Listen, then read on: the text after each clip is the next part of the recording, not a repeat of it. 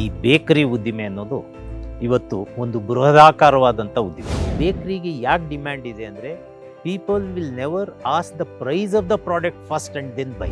ಬೆಳಿಗ್ಗೆ ಇನ್ವೆಸ್ಟ್ಮೆಂಟ್, ಸಂಜೆ going back with investment plus profit, no credit, 100% cash and carry. ನಮಸ್ಕಾರ ಸ್ನೇಹಿತರೆ, IndianMoney.com ಫಿನಾನ್ಷಿಯಲ್ ಫ್ರೀಡಮ್ ಆ್ಯಪ್ ಮೂಲಕ ಪ್ರತಿಯೊಂದು ಕ್ಷೇತ್ರದಲ್ಲೂ ಕೂಡ ಜನರಿಗೆ ಅವಕಾಶ ಮತ್ತು ಜ್ಞಾನವನ್ನು ಹಂಚೋದಕ್ಕೆ ಭಾಳಷ್ಟು ಕೆಲಸ ಮಾಡ್ತಿದೆ. ಅದರಲ್ಲೂ ಫುಡ್ ಬಿಸ್ನೆಸ್ಸು ನೋಡಿ, ನಮ್ಮ ದೇಶದಲ್ಲಿ ಸುಮಾರು 130ರಿಂದ 140 ಕೋಟಿ ಜನ ಇದ್ದಾರೆ.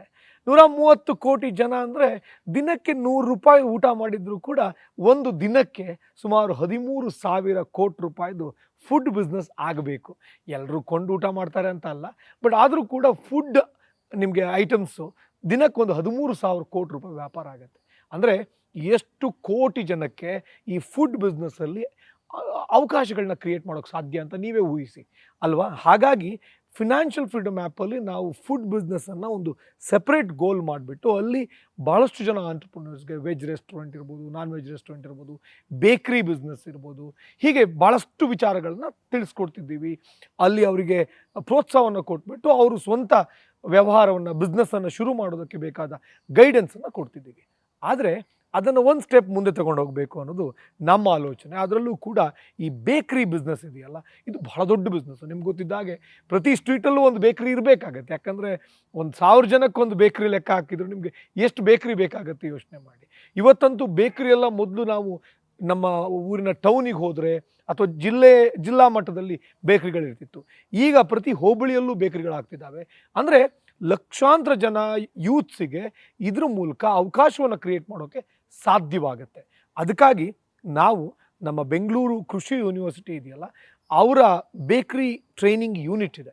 ಅವ್ರ ಮೂಲಕ ನಮ್ಮ IndianMoney.com ಮೆಂಬರ್ಸಿಗೆ 45 ದಿನಗಳ ಕಾಲ ಬೇಕ್ರಿ ಟ್ರೈನಿಂಗನ್ನು ಕೊಡಿಸಿ, ಈ 45 ದಿನದ ಟ್ರೈನಿಂಗ್ ಬೆಳಿಗ್ಗೆ 10ರಿಂದ ಸಂಜೆ 4 ತನಕ ಟ್ರೈನಿಂಗ್ ಕೊಡಿಸ್ಬಿಟ್ಟು ಅವರಿಗೆ ಮುಂದೆ ತಮ್ಮದೇ ಆದ ಒಂದು ಬೇಕರಿಯನ್ನು ಸೆಟಪ್ ಮಾಡೋದಕ್ಕೆ ಬೇಕಾದಂತಹ ಪ್ರೋತ್ಸಾಹವನ್ನು ಕೊಟ್ಟು, ಮಾರ್ಕೆಟಿಂಗ್ ಇರ್ಬೋದು ಅಥವಾ ಅವರಿಗೆ ಬ್ಯಾಂಕ್ ಲೋನು, ಈ ಥರದ್ದು ಬೇರೆ ಬೇರೆ ಸ್ಕೀಮ್ಗಳ ಅಡಿಯಲ್ಲಿ ಅವರಿಗೆ ಲೋನ್ ತಗೊಳ್ಳೋದಿರ್ಬೋದು, ಸರ್ಕಾರದಿಂದ ಸಬ್ಸಿಡಿ ಪಡ್ಕೊಳ್ಳೋದಿರ್ಬೋದು, ಇದು ಎಲ್ಲವನ್ನೂ ಗೈಡೆನ್ಸ್ ಕೊಟ್ಟುಬಿಟ್ಟು ಅವ್ರ ಜೊತೆಗೆ ಅವರ ಬಿಸ್ನೆಸ್ಗೆ ಬೇಕಾದಂತಹ ಕನ್ಸಲ್ಟೇಷನ್ನ ಕೊಟ್ಟು ಅವ್ರನ್ನ ಹ್ಯಾಂಡ್ ಹೋಲ್ಡ್ ಮಾಡಿ ಒಬ್ಬ ಸಕ್ಸಸ್ಫುಲ್ ಆಂಟ್ರಪ್ರನ್ಯೂರ್ ಆಗೋದಕ್ಕೆ ಬೇಕಾದಂಥ ಒಂದು ಎನ್ವಿರಾನ್ಮೆಂಟ್ನ ಕ್ರಿಯೇಟ್ ಮಾಡಬೇಕು ಅನ್ನೋದು ನಮ್ಮ ಉದ್ದೇಶ.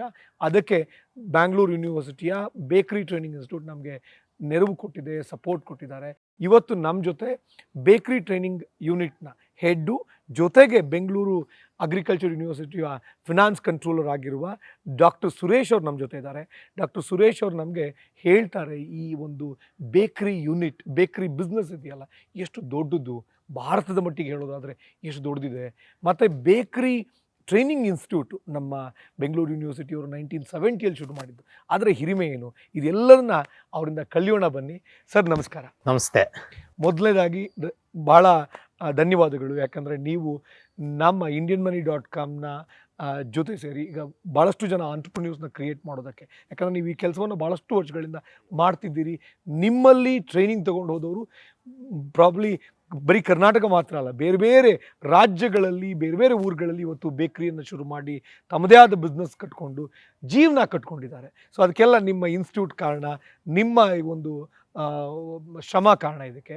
ಸೊ ಹಾಗಾಗಿ ನಾನು ಮೊದಲನೇ ಪ್ರಶ್ನೆ ಕೇಳಬೇಕಾಗಿದ್ದು, ಈ ಬೇಕ್ರಿ ಪ್ರಪಂಚ ಇದೆಯಲ್ಲ, ಇದು ದೊಡ್ಡ ಪ್ರಪಂಚ. ಅಂದರೆ ನಿಮಗೆ ಭಾರತದಲ್ಲಂತೂ ಎಲ್ಲರೂ ಬೇಕ್ರಿ ಪ್ರಾಡಕ್ಟ್ಸ್ ತಿಂತಾರೆ. ಕೆಲವ್ರ ಮನೇಲಂತೂ ಪ್ರತಿದಿನ ನಮಗೆ ಹುಷಾರಿಲ್ಲ ಅಂದರೆ ಬ್ರೆಡ್ ಅಂತಾನೆ ಅಲ್ವಾ, ಆ ಥರದಲ್ಲಿ ಬಂದಿರೋದು. ಸೊ ಎಷ್ಟು ದೊಡ್ಡ ಇದೆ ಇದು, ಮಾರ್ಕೆಟ್ ಆಪರ್ಚುನಿಟಿ ಎಷ್ಟಿದೆ? ಅಂದರೆ ಇವತ್ತು ನಾವು ಸಪ್ಲೈ ಜಾಸ್ತಿ ಇದೆಯಾ ಅಥವಾ ಡಿಮ್ಯಾಂಡ್ ಜಾಸ್ತಿ ಇದೆಯಾ, ಏನಿದೆ? ಮೊಟ್ಟ ಮೊದಲನೇ ಬಾರಿಗೆ ನಾನು let me welcome all of you for this world of baking. ಈ ಪ್ರಪಂಚದಾದ್ಯಂತ ಈ ಬೇಕರಿ ಉದ್ದಿಮೆ ಅನ್ನೋದು ಇವತ್ತು ಒಂದು ಬೃಹದಾಕಾರವಾದಂಥ ಉದ್ದಿಮೆ. ಪ್ರತಿ ಮನೆಯಲ್ಲೂ ಈ ಬೇಕರಿ ಪದಾರ್ಥಗಳ ಬಳಕೆ ಹೆಚ್ಚಿನ ಮಟ್ಟದಲ್ಲಿದೆ. ಈಗ ಯುರೋಪಿಯನ್ ದೇಶಗಳಿಗೆ ಕಂಪೇರ್ ಮಾಡಿದಾಗ ಭಾರತದಲ್ಲಿ ಪ್ರತಿಯೊಬ್ಬ ವ್ಯಕ್ತಿ ಕನ್ಸ್ಯೂಮ್ ಮಾಡ್ತಾ ಇರುವಂಥ ಬೇಕರಿ ಪದಾರ್ಥಗಳು ಬಹಳ ಕಡಿಮೆ. ಆದರೆ ಅದೇ ಯುರೋಪಿಯನ್ ದೇಶಗಳಲ್ಲಿ ಅವರು ಬಳಸ್ತಾ ಇರುವಂಥ ಬೇಕರಿ ಪದಾರ್ಥಗಳ ಕ್ವಾಂಟಿಟಿ ಭಾಳ ಹೆಚ್ಚಿನ ಮಟ್ಟದಲ್ಲಿದೆ. ಹಾಗಂತ ಹೇಳಿ ನಮ್ಮಲ್ಲಿ ನಾವು ಹಿಂದೆ ಉಳಿದಿದ್ದೀವಿ ಅನ್ನೋ ಪ್ರಶ್ನೆ ಏನಲ್ಲ. ಈ ಬೇಕ್ರಿ ಉದ್ದಿಮೆ ಏನಾಗಿದೆ, ಒಂದು ಜನರ ದೈನಂದಿನ ತಿನಿಸುಗಳಲ್ಲಿ ಒಂದಾಗೋಗಿದೆ, ಅವರ ಜೀವನದ ಭಾಗವಾಗಿದೆ. ಅಂದರೆ ಈಗ ನಾವು ಬೆಳಿಗ್ಗೆ ಹೊತ್ತು, ನಾನು ಭಾರತದ ಮಟ್ಟದಲ್ಲಿ ಹೇಳೋದಾದರೆ, ನೀವು ಬೆಳಿಗ್ಗೆ ಹೊತ್ತು ಒಂದು ಕಾಮನ್ ಸೀನ್ ನೋಡ್ಬೋದು. ಜನ ವಾಕ್ ಮಾಡ್ಕೊಂಡು ಹೋಗ್ತಾ ಕೈಯಲ್ಲೊಂದು ಕವರ್ ಹಿಡ್ಕೊಂಡು ಹೋಗ್ತಾ ಇರ್ತಾರೆ. ಅದರಲ್ಲಿ ಏನಿದೆ ಅಂದರೆ ಒಂದು ಪೌಂಡ್ ಬ್ರೆಡ್ ಇದೆ. ಪ್ರತಿಯೊಬ್ಬರು ಆ ಥರ ಹೋಗ್ಬೇಕಾದ್ರೆ ಅದೊಂದು ಪೌಂಡ್ ಬ್ರೆಡ್ಡನ್ನು ಹಿಡ್ಕೊಂಡು ಹೋಗ್ತಾ ಇದ್ದಾರೆ. ಅಂದರೆ you just look at the volume of this business. ಪ್ರತಿ ಒಂದು ಮೂಲೆನಲ್ಲೂ ಈ ಬೇಕ್ರಿಗಳಿದೆ. ಈ ಬೇಕ್ರಿಗಳು ಪ್ರತಿ ಮೂಲೆನಲ್ಲೂ ಬೇಕ್ರಿ ಒಂದು ಪ್ರಾರಂಭ ಆಗಿದೆ ಅಂದರೆ, ಅದ್ರ ಪಕ್ಕದಲ್ಲಿ ಇನ್ನೊಂದು ಬೇಕ್ರಿ ಪ್ರಾರಂಭ ಆಗ್ತಾ ಇದೆ ಅಂದರೆ ಅರ್ಥ ಏನು? ಇಬ್ಬರಿಗೂ ಅವ್ರದ್ದೇ ಆದಂಥ ಒಂದು ಉದ್ದಿಮೆ ನಡೀತಾ ಇದೆ. ಇಲ್ದಿದ್ರೆ ಯಾರು ಒಂದು ಬೇಕ್ರಿ ಪಕ್ಕದಲ್ಲಿ ಇನ್ನೊಂದು ಬೇಕ್ರಿಯನ್ನು ಪ್ರಾರಂಭ ಮಾಡುವಂಥ ಧೈರ್ಯ ಮಾಡಲಿಕ್ಕಿಲ್ಲ. ಈಗ ನೀವು ಕೇಳಿದ್ದ ಪ್ರಶ್ನೆ, ಡಿಮ್ಯಾಂಡ್ ಜಾಸ್ತಿ ಇದೆಯಾ, ಸಪ್ಲೈ ಕಡಿಮೆ ಇದೆಯಾ? ಡಿಮ್ಯಾಂಡು ಸಪ್ಲೈ ಎರಡೂ ಮ್ಯಾಚ್ ಆಗ್ತಾ ಇದೆ. ಕೊರತೆ ಅಂತೂ ಯಾರಿಗೂ ಕಂಡು ಬರಲ್ಲ. ಆದರೆ ಡಿಮ್ಯಾಂಡ್ ಜಾಸ್ತಿ ಆಗ್ತಿದೆ ಕಂಟಿನ್ಯೂಸ್. ಅಂದರೆ ಈಗ ನಿಮ್ಗೊಂದು ಸಣ್ಣ ಎಕ್ಸಾಂಪಲ್ ಹೇಳ್ತೀನಿ.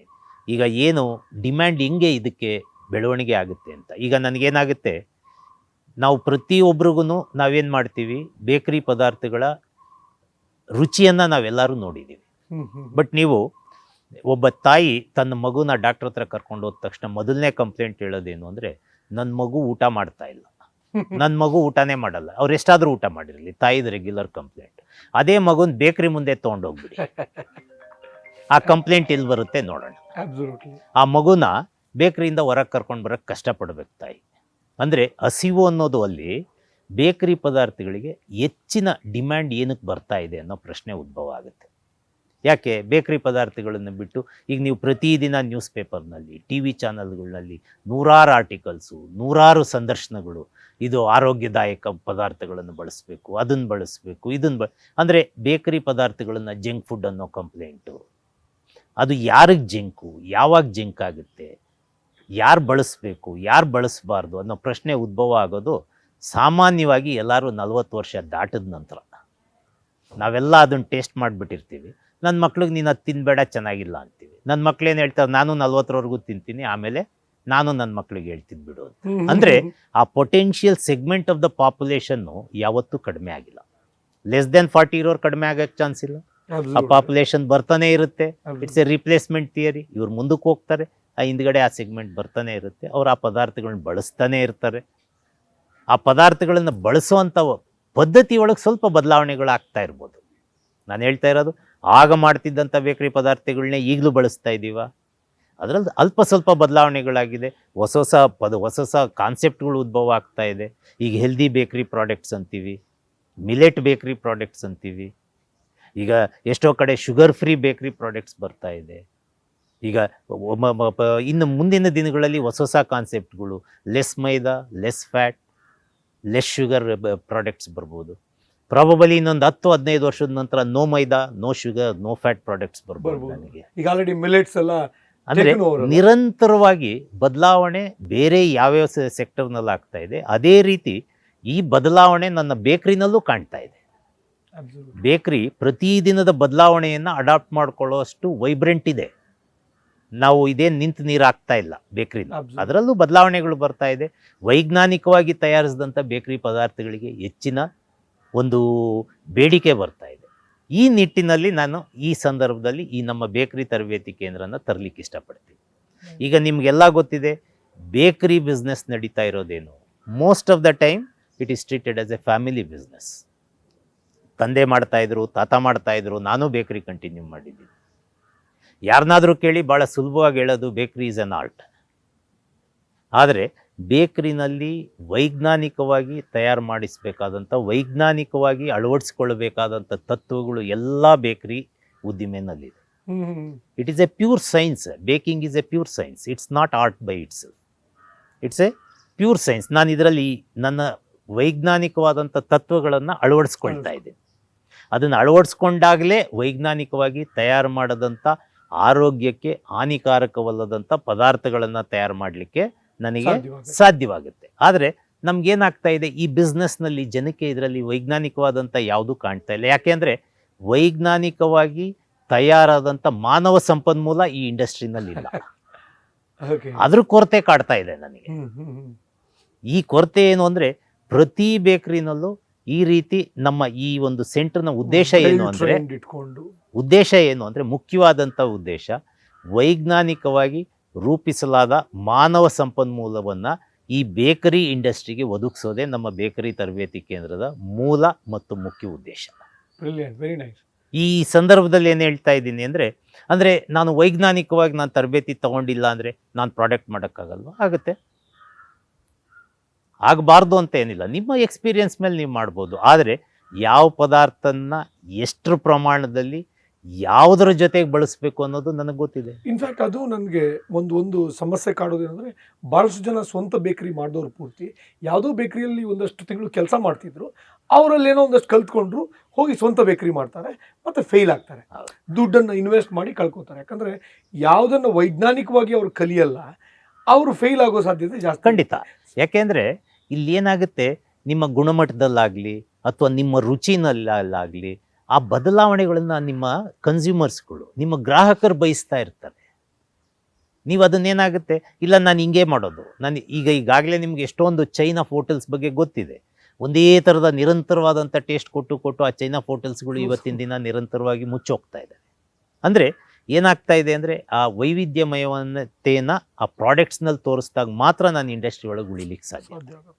ಸೊ ಆ ರೀತಿಯಾದಂಥ ಕಾರ್ಯಕ್ರಮಗಳಲ್ಲಿ ನಾವೇನು ಮಾಡ್ತಾ ಇದ್ದೀವಿ, ಈಗ ನಾನು ಅವಾಗಲೇ ಹೇಳ್ದಂಗೆ ಈ ಮಾನವ ಸಂಪನ್ಮೂಲವನ್ನು ಒದಗಿಸುವಂಥ ಮುಖ್ಯವಾದಂಥ ಗುರಿ ಇಟ್ಕೊಂಡು ಈ ತರಬೇತಿ ಕೇಂದ್ರ. ಅಂದರೆ ಈ ತರಬೇತಿ ಕೇಂದ್ರ ಇಂದಿನ ರೂಪುರೇಷೆಗಳ ಬಗ್ಗೆ ಹೇಳೋಕ್ಕೋದ್ರೆ ಎಲ್ಲರೂ ಆಶ್ಚರ್ಯ ಪಡಬೇಕಾಗುತ್ತೆ. ಇದು ಬೆಂಗಳೂರು ಕೃಷಿ ವಿಶ್ವವಿದ್ಯಾನಿಲಯ ಏನು ಭಾರತ ದೇಶದಲ್ಲಿ ಇವತ್ತು ಇಡೀ ಕೃಷಿ ವಿಶ್ವವಿದ್ಯಾನಿಲಯಗಳಲ್ಲಿ ಇಡೀ ಭಾರತ ದೇಶದಲ್ಲಿ 3ನೇ ಶ್ರೇಣಿಯಲ್ಲಿ, 63 ಯೂನಿವರ್ಸಿಟಿಗಳ ಲಿಸ್ಟಲ್ಲಿ, ಅದರಲ್ಲಿ 3ನೇ ಶ್ರೇಣಿಯಲ್ಲಿದೆ. ಇಡೀ ದಕ್ಷಿಣ ಭಾರತದಲ್ಲಿ 1ನೇ ಸ್ಥಾನದಲ್ಲಿದೆ. ಆಮೇಲೆ ಎಲ್ಲ ಯೂನಿವರ್ಸಿಟಿಗಳಲ್ಲೂ 6ನೇ ಸ್ಥಾನದಲ್ಲಿದೆ. ಅಂದರೆ ಇಂಥ ಒಂದು ಪ್ರಮುಖವಾದಂಥ ಒಂದು ಪ್ರೆಸ್ಟೀಜಿಯಸ್ ಯೂನಿವರ್ಸಿಟಿನಲ್ಲಿ ಇದು ಒಂದು ಅಂಗಸಂಸ್ಥೆ. ಇದು ಅದರ ಅಂಬ್ರಲಾ ಕೆಳಗೆ ಕೆಲಸ ಮಾಡ್ತಾ ಇರುವಂಥ ಒಂದು ಸಂಸ್ಥೆ. ಹಾಗಾಗಿ ಇಲ್ಲಿ ನಾವು ಯಾವುದೇ ಕಾರಣಕ್ಕೂ ಗುಣಮಟ್ಟಕ್ಕಾಗಲಿ ಅಥವಾ ಕೊಡುವಂಥ ತರಬೇತಿ ಕಾರ್ಯಕ್ರಮಗಳ ರೂಪುರೇಷೆಗಳಲ್ಲಾಗಲಿ ಯಾವುದೇ ಕಾರಣಕ್ಕೂ ನಮ್ಮಲ್ಲಿ ಯಾವುದೇ ರೀತಿಯಾದಂಥ ಕಾಂಪ್ರಮೈಸ್ ಇರಲ್ಲ. ಈ ಸಂಸ್ಥೆ ಪ್ರಾರಂಭ ಆಗಿದ್ದು ಕೃಷಿ ವಿಶ್ವವಿದ್ಯಾನಿಲಯದ ಬ್ಯಾನರ್ನಲ್ಲಿ 1968ರಲ್ಲಿ. ಅದು ಯಾರ ಜೊತೆ ಅಂದರೆ ವೀಟ್ ಅಸೋಸಿಯೇಟ್ಸ್ ಆಫ್ ಅಮೇರಿಕಾ ಅಂತೇಳಿ ಒಂದು ಸಂಸ್ಥೆ ಜೊತೆಗೆ ಒಡಂಬಡಿಕೆ ಮಾಡಿಕೊಂಡು ಈ ಗೋಧಿ ಮತ್ತು ಗೋಧಿ ಪದಾರ್ಥಗಳನ್ನು ಹೆಚ್ಚಿನ ಮಟ್ಟದಲ್ಲಿ ಪ್ರಚುರಪಡಿಸಲಿಕ್ಕೆ ಮಾಡಿದಂಥ ಒಂದು ಒಡಂಬಡಿಕೆಯ ಮೂಲಕ ತಯಾರು. ಎಷ್ಟೋ ಜನಕ್ಕೆ ಗೊತ್ತೇ ಇಲ್ಲ ಕೃಷಿ ವಿಶ್ವವಿದ್ಯಾನಿಲಯಕ್ಕೂ ಬೇಕರಿಗೂ ಏನು ಸಂಬಂಧ ಅಂತ ಬಂದ್ಬಿಡುತ್ತೆ. ಕೃಷಿ ವಿಶ್ವವಿದ್ಯಾನಿಲಯ ಬರೀ ಬೆಳೆಯೋದ್ರ ಬಗ್ಗೆನೇ ನಾವು ಒತ್ತು ಕೊಡ್ತಾ ಇಲ್ಲ, ಬೆಳೆದಂಥ ಪದಾರ್ಥಗಳಿಗೆ ಮೌಲ್ಯವರ್ಧನೆ ಮಾಡೋದು ಹೇಗೆ ಅನ್ನೋದನ್ನು ಕಲಿಸ್ಕೊಡ್ತಾ ಇದ್ದೀವಿ. ಗೋಧಿನೇ ಮಾರಿದ್ರೆ ನಿಮ್ಗೆ ಎಷ್ಟು ದುಡ್ಡು ಬರ್ಬೋದು, ಗೋಧಿ ಪದಾರ್ಥಗಳನ್ನು ಮಾಡಿ ಮಾರಿದ್ರೆ, ಸಂಸ್ಕರಿಸಿ ಅದನ್ನು ಮಾಡಿ ಮಾರಿದ್ರೆ ಎಷ್ಟು ಲಾಭ ಬರ್ಬೋದು ಅನ್ನೋದ್ರ ಬಗ್ಗೆನೂ ನಮಗೆ ಗಮನ ಇದೆ. ಅಂದರೆ ರೈತರಿಗೆ ಬರೀ ಬೆಳೆದು ನಿಮ್ಮ ಪದಾರ್ಥಗಳನ್ನು ಮಾರಾಟ ಮಾಡೋದು ಒಂದು ಕಡೆ ಆದರೆ, ಬೆಳೆದ ಪದಾರ್ಥಗಳನ್ನು ಮೌಲ್ಯವರ್ಧನೆ ಮಾಡಿ ಮಾರಾಟ ಮಾಡಿದ್ರೆ ಹೆಚ್ಚಿನ ನೀವು ಲಾಭಾಂಶವನ್ನು ಪಡಿಬೋದು ಅನ್ನೋದು ನಮ್ಮ ಮೂಲ ಉದ್ದೇಶ ಇದೆ ಹಂಗಾಗಿ ಈ ಸಂಸ್ಥೆ ಕೃಷಿ ವಿಶ್ವವಿದ್ಯಾನಿಲಯದಲ್ಲಿ ಸ್ಥಾಪನೆ ಆಗಿದ್ದು, ಅಲ್ಲಿಂದ ನಿರಂತರವಾಗಿ ಈ ಸಂಸ್ಥೆ ಭಾಳಷ್ಟು ಹಂತಗಳಲ್ಲಿ ಬದಲಾವಣೆಯನ್ನು ಕಂಡುಕೊಂಡು ಬರ್ತಾ ಇದೆ. ಮೆಟಾಮಾರ್ಫಸಿಸ್ ಆಗಿದೆ ಸಂಸ್ಥೆ, ಇದರಲ್ಲಿ ಸ್ಟ್ರಕ್ಚರು ಮತ್ತು ಫಂಕ್ಷನಿಂಗ್ನಲ್ಲಿ. ಈಗ ನಿರಂತರವಾಗಿ ನಾವೇನಂದರೆ ಒಂದು ತರಬೇತಿ ಸಂಸ್ಥೆಯಾಗಿ ನಾವು ಫರ್ಮ್ ಆಗಿ ನೆಲೆ ನಿಂತಿದ್ದೀವಿ. ಪ್ರತಿ ಹಂತದಲ್ಲೂ ನಾವು ತರಬೇತಿ, it's A part of educational institute. We are not competitors to any of the bakeries outside. Okay. We never say that we are the producers. We are the producers of human resource to the industry. Very nice. Very nice. So ಹಾಗಾಗಿ ಏನು ಮಾಡ್ತಾ ಇದ್ದೀವಿ, ಈ ಸಂಸ್ಥೆಗೆ ಬೇಕಾದಂಥ ಎಲ್ಲ ಈ ನಮ್ಮಿಂದ ಹೊರಗಡೆಯಿಂದ ನಾವು ಏನು ಕಲಿಸ್ಕೊಡ್ತಾ ಇದ್ದೀವಿ ಅವ್ರನ್ನೆಲ್ಲರನ್ನೂ ಇದರಲ್ಲಿ ತಯಾರು ಮಾಡಿ ಹೊರಗೆ ಬಿಡ್ತಾ ಇದ್ದೀವಿ. ಈ 68ರಿಂದ ಪ್ರಾರಂಭ ಆದಂಥ ಸಂಸ್ಥೆ ಈಗ 10 ವರ್ಷದಿಂದ ನಿರಂತರವಾಗಿ ನಮ್ಮಲ್ಲಿ ಸಾಕಷ್ಟು ಈ ಉದ್ದಿಮೆದಾರರನ್ನು ರೂಪಿಸ್ಬೇಕು. ಬರೀ ಒಂದು ಸೊಸೈಟಿಗೆ, ಇಂಡಸ್ಟ್ರಿಗೆ ಹ್ಯೂಮನ್ ರಿಸೋರ್ಸ್ ಕೊಟ್ವಿ, ಅಲ್ಲಿಗೆ ನನ್ನ ಕೆಲಸ ಮುಗಿದೋಗುತ್ತಾ? ಉದ್ದಿಮೆದಾರರಿಗೆ ನಾನು ಹ್ಯೂಮನ್ ರಿಸೋರ್ಸ್ ಕೊಟ್ಟರೆ ಅವ್ನು ನೌಕರನಾಗಿ ಕೆಲಸ ಮಾಡ್ಬೋದು, ಆದರೆ ನೌಕರ ಮಾಲೀಕನಾಗಲಿ ಅನ್ನೋ ಒಂದು ನಮ್ಮ ಕಲ್ಪನೆ ಮೂಲಕ ಈಗೇನು ಮಾಡಿ ತರಬೇತಿ ಪಡೆದವರು ಉದ್ದಿಮೆದಾರರಾಗಿ ತಮ್ಮ ಜೀವನವನ್ನು ಈ ಬೇಕರಿ ಇಂಡಸ್ಟ್ರಿಯಿಂದ ರೂಪಿಸ್ಕೊಳ್ಳಿ ಅನ್ನೋ ಕಾರಣದಿಂದ ಉದ್ದಿಮೆದಾರರ ತರಬೇತಿ ಕಾರ್ಯಕ್ರಮಗಳನ್ನು ನಾವು ಆಯೋಜಿಸ್ತಾ ಇದ್ದೀವಿ. ಈಗ ವಿವಿಧ ಹಂತದ ವಿವಿಧ ತರಬೇತಿ ಕಾರ್ಯಕ್ರಮಗಳಿದೆ. ಈಗ ನೀವು ಹಾಗಾದರೆ ಬೇಕ್ರಿ ತರಬೇತಿನಲ್ಲಿ ನಾನು ಉದ್ದಿಮೆದಾರನ ಆಗಬೇಕು ಅಂದರೆ ನಾನು ಎಷ್ಟು ದಿನ ತರಬೇತಿ ಪಡಿಬೇಕು, ಏನು ನಾನು ನಿರಂತರವಾಗಿ 1 ವರ್ಷ ಪಡಿಬೇಕಾ, 2 ವರ್ಷ ಪಡಿಬೇಕಾ, ಈ ಪ್ರಶ್ನೆಗಳು ನಿಮ್ಮಲ್ಲಿ ಮೂಡುತ್ತೆ. ಆದರೆ ಅದರ ಅವಶ್ಯಕತೆ ಇಲ್ಲ. 14 ವಾರದ ಒಂದು ತರಬೇತಿ ಕಾರ್ಯಕ್ರಮ ಅಟೆಂಡ್ ಮಾಡಿದ್ರೆ, ಆ ತರಬೇತಿ ಪಡೆದ್ರೆ ನೀವು ನಿಮ್ಮನ್ನು ಪೂರ್ಣ ಪ್ರಮಾಣದ ಉದ್ದಿಮೆದಾರರಾಗಿ ಬೇಕರಿ ಉದ್ದಿಮೆನಲ್ಲಿ ತೊಡಗಿಸ್ಕೊಳ್ಳುವಂಥ ಮಟ್ಟಕ್ಕೆ ತಯಾರು ಮಾಡ್ತೀವಿ. ಅಂದ್ರೆ ನಿಮಗೆ ಬೇಕರಿ ಗೊತ್ತಿರಬೇಕಾ? ಇಲ್ಲ, ಗೊತ್ತಿರೋ ಅವಶ್ಯಕತೆನೇ ಇಲ್ಲ. ನಿಮಗೆ ಝೀರೋ ನಾಲೆಡ್ಜ್ ಇಟ್ಕೊಂಡು ನಮ್ಮ ಹತ್ರ ಬಂದ್ರು ಹೊರಕ್ಕೆ ಹೋಗ್ಬೇಕಾದ್ರೆ ಬೇಕರಿಯ ಪರಿಪೂರ್ಣ ಚಿತ್ರಣವನ್ನ ಹೊಂದಿ ಅದರಲ್ಲಿ ನುರಿತ ಬೇಕರ್ ಆಗಿ ಇಂದ ಹೊರಹೊಮ್ಮಬಹುದು. ಈಗ ನಾವು ಅದೇ 14 ವಾರಗಳ ಟ್ರೈನಿಂಗ್ ಪ್ರೋಗ್ರಾಮ್ ಅನ್ನ 7 ವಾರಕ್ಕೆ ಡಿವೈಡ್ ಮಾಡಿ, ಅಂದ್ರೆ ನಾವು ಹಾಫ್ ಡೇ ಪ್ರೋಗ್ರಾಮ್ನ ಫುಲ್ ಡೇ ಮಾಡಿಬಿಟ್ಟು ಇಂಡಿಯನ್ ಮನಿ ಮೂಲಕ ಪ್ರಾಯೋಜಿತ ಕಾರ್ಯಕ್ರಮಗಳು ಅಂತ ನಾವು ಮಾಡ್ತೀವಿ.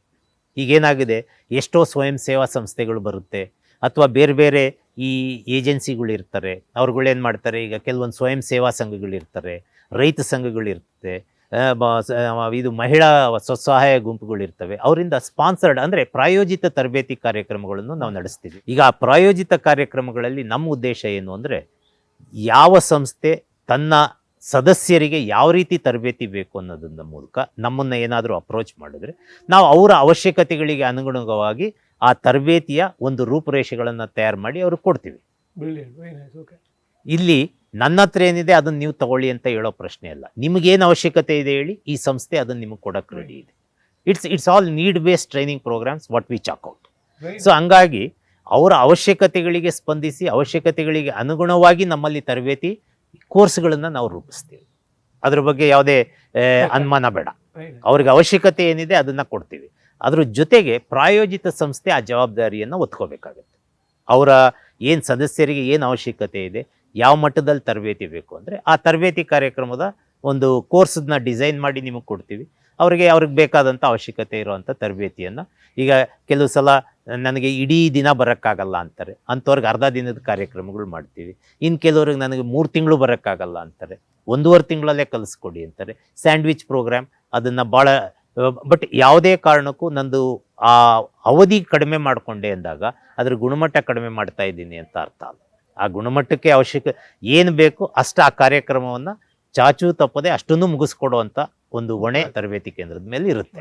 ಸರ್, ಈಗ ನಾನು ಮುಖ್ಯವಾಗಿ ಕೇಳಬೇಕಂದಿದ್ದು, ಬೇಕಿಂಗ್ ಅಂತ ಬಂದ ತಕ್ಷಣ 2 ಥರ. ಒಂದು ನಾನು ಹಾಬಿಗೋಸ್ಕರ ಅಥವಾ ನನ್ನ ಕುಟುಂಬಕ್ಕೋಸ್ಕರ ಆಗಿರೋದು, ಇನ್ನೊಂದು ಇದೊಂದು ನಾನು ಆಕ್ಯುಪೇಷನ್ ಆಗಿ ತಗೊಳ್ಬೇಕು. ಇವತ್ತು ಬಹಳಷ್ಟು ಜನ ಹೆಣ್ಮಕ್ಳಿಗೆ ಬೇಕಿಂಗನ್ನು ಒಂದು ಹಾಬಿಯಾಗಿ, ನಮ್ಮ ಮಕ್ಕಳಿಗೆ ಹೆಲ್ದಿಯಾಗಿ ಬೇಕ್ ಮಾಡಿ ಕೊಡಬೇಕು, ಬೇಕ್ರಿಲಿ ಮಾಡಿದ ಹೈಜಿನಿಕ್ ಆಗಿರುತ್ತೋ ಇಲ್ವೋ, ಪ್ರಿಸರ್ವೇಟಿವ್ಸ್ ಹಾಕಿರ್ಬೋದೇನೋ, ಈ ಥರದೊಂದು ಕಲ್ಪನೆಗಳಿರುತ್ತೆ. ಹಾಗಾಗಿ ಅವರು ಮನೆಯಲ್ಲೇ ಮಾಡಬೇಕು ಅನ್ನೋ ಒಂದು ಉದ್ದೇಶ ಇಟ್ಕೊಂಡಿರ್ತಾರೆ. ಸೊ ಹಾಗಾದರೆ ಹೆಣ್ಮಕ್ಳಿಗೆ ಈ ಶಾರ್ಟ್ ಡ್ಯೂರೇಷನ್ ಪ್ರೋಗ್ರಾಮ್ಗಳನ್ನ ನಾವು ಮಾಡ್ತಿದ್ದೀವಿ. ಆದರೆ ನಾನು ಮುಖ್ಯವಾಗಿ ಕೇಳಬೇಕಂದಿದ್ದು, ಹೆಣ್ಮಕ್ಳು ಬಂದು ಇಲ್ಲಿ ಕಲಿಯೋದೇ ಆದರೆ ಈ ಬೇಕ್ರಿ ಪ್ರಾಡಕ್ಟ್ಗಳನ್ನು ಮಾಡೋದನ್ನು ಇಲ್ಲಿ ವೈಜ್ಞಾನಿಕವಾಗಿ ಕಲಿಯೋದ್ರಿಂದ ಆಗೋ ಬೆನಿಫಿಟ್ಸ್ ಏನೇನು ಅಂತ ಹೇಳ್ಬೋದು? ಮೋಸ್ಟ್ಲಿ ನೀವು ತರಬೇತಿ ಕಾರ್ಯಕ್ರಮಗಳಲ್ಲಿ ನೋಡಿದ್ರೆ ಒಂದು 60-70% ಮಹಿಳೆಯರೇ ಇರ್ತಾರೆ. ಅದು ಹೋಮ್ ಮೇಕರ್ಸ್ ಇರ್ತಾರೆ. ಆಮೇಲೆ ಇನ್ನೊಂದು ಭಾಳ ಆಶ್ಚರ್ಯಕರವಾದಂಥ ಸಂಗತಿನೂ ಹೇಳ್ತೀನಿ. ನಿಮ್ಮ ಬೇಕರಿ ಉದ್ದಿಮೆ ಇವತ್ತಿನ ದಿನ it's A mail dominated occupation.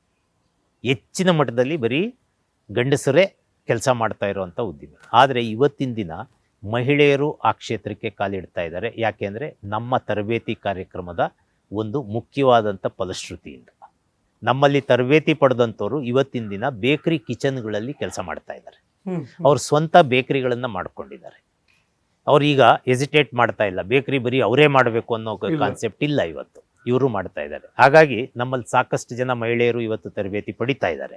ಈಗ ನೀವು ಹೇಳ್ದಂಗೆ ಮೊದಲನೇದು 14 ವಾರಗಳ ತರಬೇತಿ ಕಾರ್ಯಕ್ರಮ, ನಾನು ಏನು ಹೇಳಿದೆ, ಅದು ಉದ್ದಿಮೆದಾರರನ್ನಾಗಿ ರೂಪಿಸೋದಕ್ಕೆ, ಕಮರ್ಷಿಯಲ್ ಆಗಿ ಪ್ರೊಡಕ್ಷನ್ ಮಾಡಲಿಕ್ಕೆ, ವಾಣಿಜ್ಯ ಉದ್ದಿಮೆಯಾಗಿ ಮಾಡಲಿಕ್ಕೆ. ಆದರೆ ಈ ಕೆಲವು ಮಹಿಳೆಯರಿಗಾಗಲಿ ಅಥವಾ ಮನೆಯಲ್ಲಿರುವಂಥ ಪುರುಷರು ಆಗ್ಬೋದು, ಅವರೂ ಈಗ ಯಾರಿಗೆ ಒಳ್ಳೆ ಸ್ವಾದಿಷ್ಟವಾದಂಥ ಆರೋಗ್ಯದಾಯಕವಾದಂಥ ಆಹಾರ ಪದಾರ್ಥಗಳು ಬೇಡ, ಹಾಗಾಗಿ ಯಾರು ಬೇಕಾದರೂ ಆಗಿರ್ಬೋದು ಅದನ್ನು. ಹಾಗಾಗಿ ಏನು ಮಾಡ್ತಾ ಇದ್ದೀವಿ, ಅವರಿಗೆ 4 ವಾರಗಳ ತರಬೇತಿ ಕಾರ್ಯಕ್ರಮ, ಬರೀ ಪ್ರತಿದಿನ 9:30 ಇಂದ 11:30, ಬರೀ 2 ಗಂಟೆ ಅವರಿಗೆ. ಓಕೆ. 2 ಗಂಟೆಗಳ ಕಾಲ. ಯಾಕೆಂದರೆ ಅವ್ರಿಗೆ ಮನೆಯಲ್ಲಿ ನಿರಂತರವಾದಂಥ ಒತ್ತಡ ಇರುತ್ತೆ, ಮನೆ ನಿಭಾಯಿಸ್ಕೋಬೇಕಾಗುತ್ತೆ, ಕುಟುಂಬದ ನಿರ್ವಹಣೆ ಇರುತ್ತೆ ಅವ್ರಿಗೆ.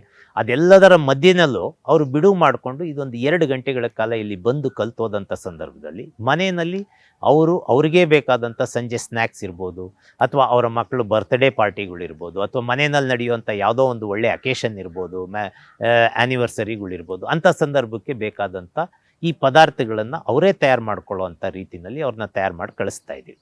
ಅವ್ರಿಗೂ ಸಹ 4 ವಾರದಲ್ಲಿ ಅವ್ರಿಗೆ ಆಲ್ಮೋಸ್ಟ್ 30 ಪದಾರ್ಥಗಳನ್ನು ಕಲಿಸ್ಕೊಡ್ತೀವಿ ನಾವು ಈಗ ಅದರಿಂದ ಮಾಡೋವಂಥದ್ದು. ಬಟ್ ಆದರೆ ಕ್ರಮೇಣವಾಗಿ ಈಗ ನಾವೇನು ಅದನ್ನು ಕಲಿಸ್ಕೊಡ್ತಾ ಇದ್ದೀವಿ, ಇದರಲ್ಲಿ ಈ ಬೇಕರಿ ತರಬೇತಿ ಕೇಂದ್ರದಿಂದ ಹೊಸ ಕಾನ್ಸೆಪ್ಟ್ಗಳನ್ನು ಹುಟ್ಟಾಕ್ತಾ ಇದ್ದೀವಿ. ಈಗ ಅವರು ಕಲ್ತ್ಕೊಂಡು ಹೋಗಿ ಕೆಲವರು ಒಂದು ಸ್ವಲ್ಪ ದಿನ ಮಾಡ್ತಾರೆ, ಆಮೇಲೆ ಅಯ್ಯೋ ಬೇಕರಿಯಿಂದ ತರೋದೇ ಸುಲಭ ಅಂತೇಳಿ ಬಿಟ್ಬಿಡ್ತಾರೆ ಇದನ್ನು.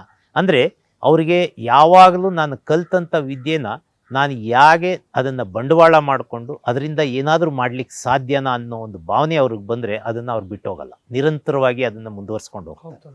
ಆ ನಿಟ್ಟಿನಲ್ಲಿ ನಾವೇನು ಮಾಡಿದ್ವಿ, ಹೊಸದಾಗಿ ಒಂದು ಬೇಕ್ ಫ್ರಮ್ ಹೋಮ್ ಅಂತ ಹೇಳಿ ಆ ಮಹಿಳೆಯರಿಗೆ ನೀವು ಮನೆಯಲ್ಲೇ ಬೇಕರಿ ಪದಾರ್ಥಗಳನ್ನು ತಯಾರು ಮಾಡಿ ಸಣ್ಣ ಪ್ರಮಾಣದಲ್ಲಿ ಉದ್ದಿಮೆಯನ್ನು ಪ್ರಾರಂಭ ಮಾಡ್ಕೋಬಹುದು ಅನ್ನೋ ಒಂದು ಕಾನ್ಸೆಪ್ಟನ್ನು ಅವ್ರಿಗೆ ಕಲಿಸ್ಕೊಟ್ಟಿದ್ದು. That's also called as free time income generating activity ಅಂತ.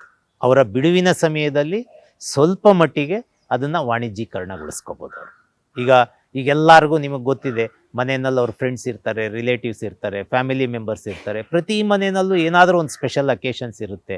ಅವ್ರು ಇನ್ವೇರಿಯಬಲಿ ಬೇಕ್ರಿಗಳಲ್ಲಿ ಕೇಕ್ ತರ್ತಾರೆ, ಬಿಸ್ಕೆಟ್ಸ್ ತರ್ತಾರೆ, ಈ ಥರದ್ದೆಲ್ಲ. ಅಂಥ ಸಂದರ್ಭದಲ್ಲಿ ಇವರಿಂದಾನೇ ಕೊಂಡ್ಕೊಳ್ಳುವಂಥ ಪ್ರಯತ್ನ ಈಗ ನಡೀತಾ ಇದೆ. ಈಗ ನಿಮ್ಗೆಲ್ಲರಿಗೂ ಗೊತ್ತಿದೆ, ಈಗ ಹೊಸ ಕಾನ್ಸೆಪ್ಟು, ಭಾಳ ಖುಷಿ ವಿಷಯ ಅಂದರೆ ಹೋಮ್ ಮೇಡ್ ಚಾಕ್ಲೇಟ್ಸ್.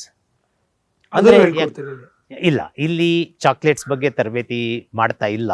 ಬಟ್ ಈ ಹೋಮ್ ಮೇಡ್ ಚಾಕ್ಲೇಟ್ಸ್ ಅನ್ನೋದು ಏನಕ್ಕೆ ಬಂತು ಕಾನ್ಸೆಪ್ಟು? ಬೇರೆ ಕಡೆ ಫ್ಯಾಕ್ಟ್ರಿನಲ್ಲಿ ಮಾಡಿದ ಚಾಕ್ಲೇಟ್ಗೂ ಹೋಮ್ ಮೇಡ್ ಚಾಕ್ಲೇಟ್ಗೂ ವ್ಯತ್ಯಾಸ ಏನು?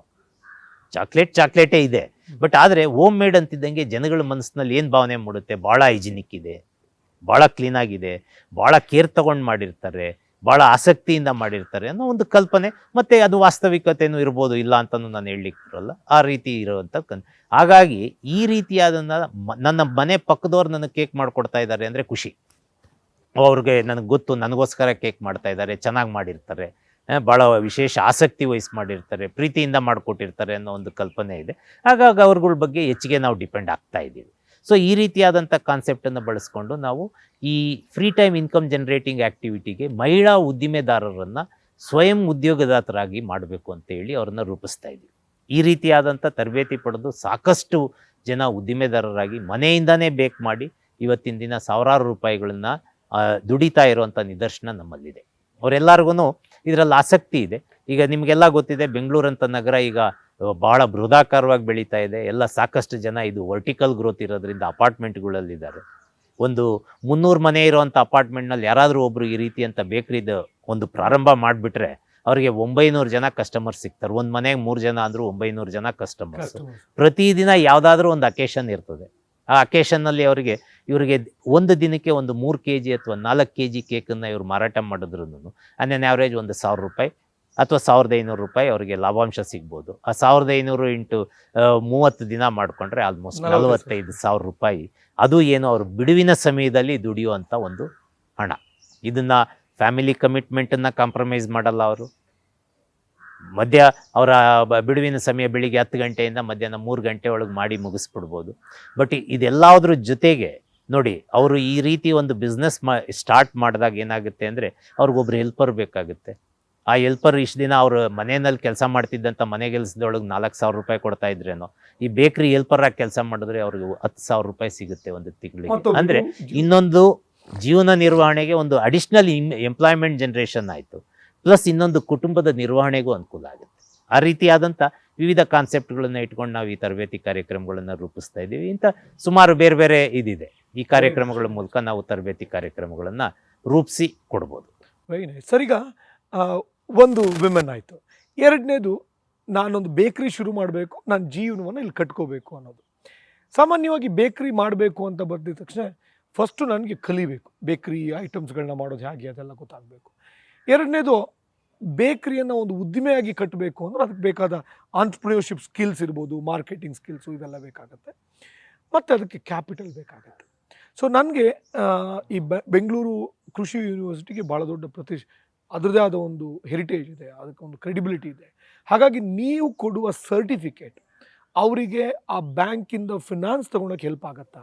ಖಂಡಿತ. ಈಗ ಯಾವುದೇ ಒಂದು ಹಣಕಾಸಿನ ಸಂಸ್ಥೆ ನಿಮಗೆ ನೆರವನ್ನು ನೀಡಬೇಕಾದ್ರೆ ನೋಡೋ ಪ್ರಶ್ನೆ ಏನು ಅಂದರೆ, ನೀವು ಆರ್ ಯು ಟ್ರೈನ್ಡ್, ನಿಮಗೆ ಈ ಉದ್ದಿಮೆ ನಡೆಸ್ಕೊಂಡು ಹೋಗುವಂಥ ಶಕ್ತಿ ಇದೆಯಾ ಅಂದರೆ ಟೆಕ್ನಿಕಲಿ. ನಾನು ಹೇಳ್ತಾ ಇರೋದು ಬೇರೆದ್ರ ಬಗ್ಗೆ ಅಲ್ಲ. ನೀವು ಈ ಉದ್ದಿಮೆಯನ್ನು ನಡೆಸ್ಕೊಂಡು ಹೋಗೋಕ್ಕೆ ಬೇಕಾದಂಥ ನಿಮ್ಮ ತಾಂತ್ರಿಕ ಕೌಶಲ್ಯಗಳು ನಿಮ್ಮಲ್ಲಿದೆಯಾ, ಅದಕ್ಕೆ ಒಂದು ಪ್ರೂಫ್ ಬೇಕು ಅವ್ರಿಗೆ. ಇದು ಒಂದು ಸರ್ಕಾರಿ ವಿಶ್ವವಿದ್ಯಾನಿಲಯ, ಇಲ್ಲಿ ತರಬೇತಿ ಹೊಂದಿದ್ದಾರೆ ಅಂದರೆ ನ್ಯಾಚುರಲಿ ಅವರಿಗೆ ಪ್ರಿಫರೆನ್ಸ್ ಇರುತ್ತೆ.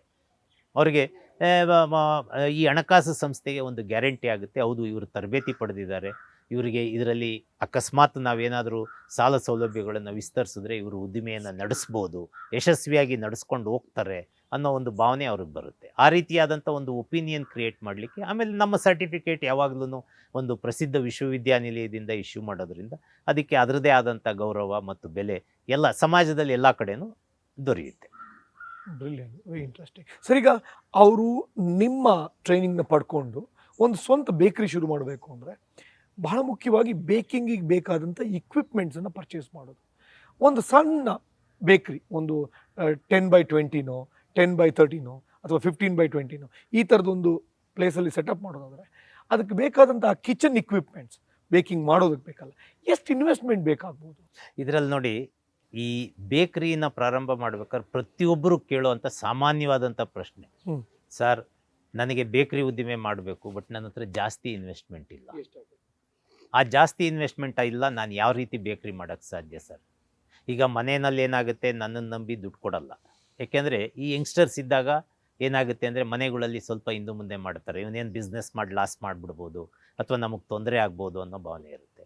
ಹಾಗಾಗಿ ಒಂದೇ ಒಂದು ಭಾಳ ಇಂಟ್ರೆಸ್ಟಿಂಗ್ ಥಿಂಗ್ ಏನಪ್ಪ ಅಂದರೆ, ಒಂದು ಬೇಕ್ರಿ ಪ್ರಾರಂಭ ಮಾಡಲಿಕ್ಕೆ ಜಾಗ ಬಿಟ್ಟು, ಜಾಗ ನಂಗೆ ಗೊತ್ತಿಲ್ಲ, ಬಾಡಿಗೆ ತಗೊಂಡು ನೀವು ಕಮರ್ಷಿಯಲ್ ಸ್ಟ್ರೀಟ್ನಲ್ಲಿ ರನ್ ಮಾಡಿದ್ರೆ ಜಾಗದ ದುಡ್ಡು ನಿಮ್ಮ ಎಕ್ವಿಪ್ಮೆಂಟ್ಗಿಂತ ಜಾಸ್ತಿ ಆಗ್ಬೋದು, ಅಥವಾ ಬೇರೆ ಕಡೆ ಒಂದು ಡೆವಲಪಿಂಗ್ ಏರಿಯಾನಲ್ಲಿ ಔಟ್ಸ್ಕರ್ಟ್ಸ್ನಲ್ಲಿ ಮಾಡಿದ್ರೆ ಜಾಗದ ಬೆಲೆ ಕಡಿಮೆ ಆಗ್ಬೋದು. ಹಾಗಾಗಿ ನಾನು ಹೇಳ್ತಾ ಇರೋದು ಬರೀ ಬೇಕರಿ ಇನ್ಫ್ರಾಸ್ಟ್ರಕ್ಚರ್ ಎಕ್ಸ್ಕ್ಲೂಡಿಂಗ್ ಬಿಲ್ಡಿಂಗ್ಸ್, ಅದು ಅವರವರ ವಿವೇಚನೆಗೆ ಬಿಟ್ಟಿದ್ದಂಥ ಇದು.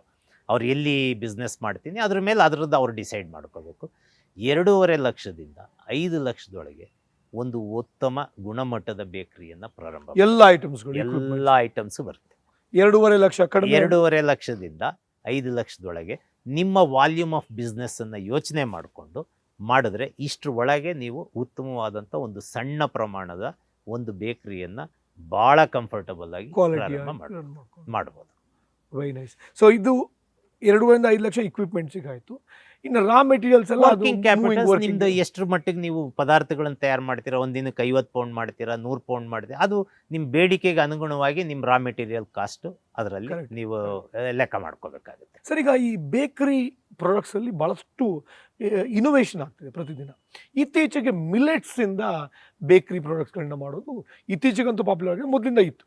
ಸೊ ಈ ಮಿಲೆಟ್ಸಿಂದ ಮಾಡುವಂಥ ಬೇಕರಿ ಐಟಮ್ಸ್ಗಳ ಬಗ್ಗೆ ಸ್ವಲ್ಪ ಹೇಳ್ಬೋದಾ? ಈಗ ಏನಾಗಿದೆ, ಅವಾಗಲೇ ನಾನು ಮಾತಾಡ್ತಾ ಇದ್ದೆ, ನಿಮ್ಗೇನಂದರೆ less maida, less sugar, less fat, no maida, no fat, no sugar, ಇವೆಲ್ಲ ಇನೋವೇಷನ್ಸಿಂದ ಬರ್ತಾ ಇರೋವಂಥ ಕಾನ್ಸೆಪ್ಟ್ಸ್. ಈಗೇನಾಗಿದೆ, ಈಗ ನೀವು ಯಾವುದೋ ಒಂದು ಬೇಕ್ರಿಗೆ ಹೋದಾಗ ನೋಡಿ, ಸಾಕಷ್ಟು ಜನ ಏನು ಮಾಡ್ತಾರೆ, ಓಲ್ ವೀಟ್ ಬ್ರೆಡ್ ಕೊಡಿ ಅಂತ ಕೇಳ್ತಾರೆ. ಕೆಲವ್ರು ಏನು ಮಾಡ್ತಾರೆ, ಬ್ರೌನ್ ಬ್ರೆಡ್ ಕೊಡಿ ಅಂತ ಕೇಳ್ತಾರೆ. ಕಾನ್ಸೆಪ್ಟ್ಸ್ ಏನಕ್ಕೆ ಬರ್ತಾ ಇದೆ ಇದೆಲ್ಲ ಅಂದರೆ, over A period of time ಅವರವರ ಅನುಭವಗಳ ಮೇಲೆ, ಅವ್ರ ಕಸ್ಟಮರ್ಸ್ನ ಪ್ರಿಫರೆನ್ಸಸ್ ಮೇಲೆ ಬೇಕ್ರಿನೂ ಬದಲಾವಣೆ ಹೊಂದುತ್ತಾ ಇರೋದು. ಈಗ ಓಲ್ ವೀಟ್ ಬ್ರೆಡ್ ಅಂದ್ರೇನು, ಈಗ ಮೈದಾ, ಅದರಲ್ಲಿ ಏನಾಗುತ್ತೆ, ಅದರಲ್ಲಿ ನನಗೆ ಫೈಬರ್ ಇಲ್ಲ, ಡೈಟ್ರಿ ಫೈಬರ್ ಇಲ್ಲ, ಅದು ತಿನ್ನಬಾರ್ದು, ಈ ರೀತಿಯಾದಂಥ ಒಂದು ಭಾವನೆ ನಮ್ಮಲ್ಲಿರೋದ್ರಿಂದ ಏನಾಗುತ್ತೆ, ಹೌದು ತಿನ್ನಬಾರ್ದು ಅಂದರೆ ನಿಮಗೆ ಅದ್ರ ಬಗ್ಗೆ ನನಗೆ ಆಸಕ್ತಿ ಇಲ್ಲ ಅಂದರೆ ಬೇಡ, ಅದು ಗ್ರಾಹಕರ ಪ್ರಿಫರೆನ್ಸಸ್. ನೀವು ಇಂಥದ್ದೇ ತಿಂತಾರೆ, ಇದನ್ನೇ ತಿನ್ನಬೇಕು ಆ ರೀತಿ ಹೇಳುವಂಥ ಹಕ್ಕು ಯಾರಿಗೂ ಇಲ್ಲ, ಆ ರೀತಿ ಯಾರು ನಾವು ಮಾಡೋಕ್ಕೂ ಆಗಲ್ಲ. ಹಾಗಿದ್ದಾಗ ಓಲ್ ವೀಟ್ ಬ್ರೆಡ್ ಅಂತ ಕೇಳ್ತಾರೆ, ಓಲ್ ವೀಟ್ ಬ್ರೆಡ್ ನಮ್ಮಲ್ಲಿ ಸಿಗುತ್ತೆ. ಈಗ ಬೇಕರಿ ಪದಾರ್ಥಗಳನ್ನು ನೀವು ಯಾವ ಫ್ಲೋರ್ ಯೂಸ್ ಮಾಡಬಹುದು ಅನ್ನೋದು ನಿಮ್ಮಗಳೇ. ಈಗ ಫಾರ್ ಎಕ್ಸಾಂಪಲ್, ನೀವು ನಮ್ಮಲ್ಲಿ ರಾಗಿ ಬಿಸ್ಕೆಟ್ಸ್ ಮಾಡ್ತೀವಿ, ರಾಗಿನಲ್ಲೇ ವೆರೈಟೀಸ್ ಆಫ್ ಬಿಸ್ಕೆಟ್ಸ್ ಮಾಡ್ತೀವಿ, ಬೇಕ್ರಿ ಬಿಸ್ಕೆಟ್ಸು. ಅದಕ್ಕೆ ನಾನು ಹೇಳ್ತಾ ಇರೋವಂಥದ್ದು ಏನಂದರೆ, ಈ ಬದಲಾವಣೆ. ಈಗ ನನಗೇನಾಗುತ್ತೆ, ರಾಗಿ ಬಿಸ್ಕೆಟ್ ತಿಂತೀವಿ, ತಿಂದ ನಂತರ ನನಗೆ ರಾಗಿ ಟೇಸ್ಟ್ ಬಂತಿದ್ದು ಅಂತ ಹೇಳೋಕ್ಕಾಗಲ್ಲ ನೀವು. Because obviously it has to taste like ragi for you after eating ragi biscuits. ಅಂದರೆ ನಾನೇನಾಗೋಗಿದ್ದೀನಿ, ಈಗ ನಾನು ಆ ಮೈದಾ ಪ್ರಾಡಕ್ಟ್ಸ್ಗೆ ಅಡಿಕ್ಟ್ ಆಗಿ ಅದಕ್ಕೆ ಟ್ಯೂನ್ ಆಗಿರೋದ್ರಿಂದ immediately I will start comparing. So ಈಗ ನನಗೇನಾಗಬೇಕು ಅಂದರೆ, ಈ ಎರಡರಲ್ಲಿ ಬದಲಾವಣೆ ಬರಬೇಕು ಅಂದರೆ you need to compromise with the taste, colour and structure of the products, texture of the products.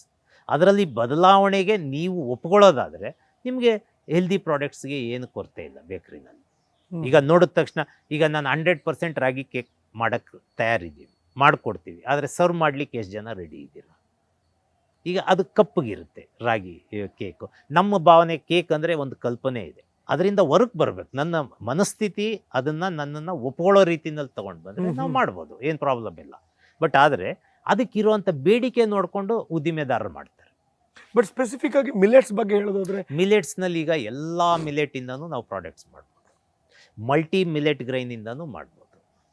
ನೀವು ಫ್ಲೋರ್ ಬಳಸೋದಕ್ಕೆ ಯಾವುದೇ ಥರದಾದಂಥ ನಿರ್ಬಂಧ ಇಲ್ಲ, ನೀವು ಯಾವ ಫ್ಲೋರ್ ಹಾಕಿ ಬೇಕಾದರೂ ಮಾಡ್ಬೋದು. ಬಟ್ ಅದರಿಂದ ಬರುವಂಥ ಪ್ರಾಡಕ್ಟ್ ಟೇಸ್ಟ್ ಜೊತೆಗೆ ಸ್ವಲ್ಪ ಕಾಂಪ್ರಮೈಸ್ ಆಗಬೇಕಾಗುತ್ತೆ. ಅದನ್ನು ನಿಮ್ಮ ಗ್ರಾಹಕರಿಗೆ ನಿಮಗೆ ಬಿಟ್ಟಂಥ ವ್ಯವಸ್ಥೆ ಅದು.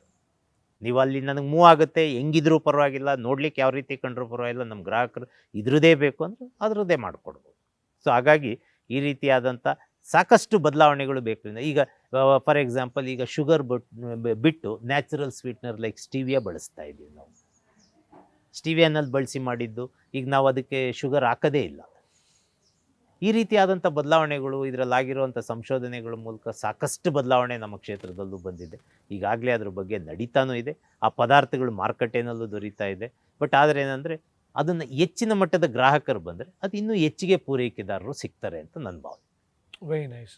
ಸೊ ಹಾಗಾದರೆ ಈ ಇನೋವೇಷನ್ಸನ್ನು ನಾವು ಇಲ್ಲಿ ಹೇಗೆ ಲೀಡ್ ಮಾಡ್ತಿದ್ದೀವಿ ಅಂದರೆ, ಈಗ ಅವ್ರು ಬಂದಾಗ ಈ 45 ಡೇಸ್ ಅಥವಾ ನಾವು 3 ಮಂತ್ಸ್ ಏನು ಪ್ರೋಗ್ರಾಮ್ ಹೇಳ್ತೀವಲ್ಲ, ಈ 14 ವೀಕ್ಸ್ ಪ್ರೋಗ್ರಾಮಲ್ಲಿ ಅವರು ಕಲಿತಾರ ಈ ಇನೋವೇಷನ್ಸ್ಗಳನ್ನು ಕೂಡ? ಇಲ್ಲ, ಇಲ್ಲಿ ನಾವೇನು ಮಾಡ್ತಾ ಇದ್ದೀವಿ, ಈಗ ಫಸ್ಟು ಅವ್ರಿಗೆ ಬೇಸಿಕ್ಸ್ ಆಫ್ ಬೇಕಿಂಗ್ ಹೇಳ್ಕೊಡ್ತೀವಿ. The principle remains the same whether you use millet flour or maida or some other flour. Okay, basic remains the same, but how you replace it, it's your.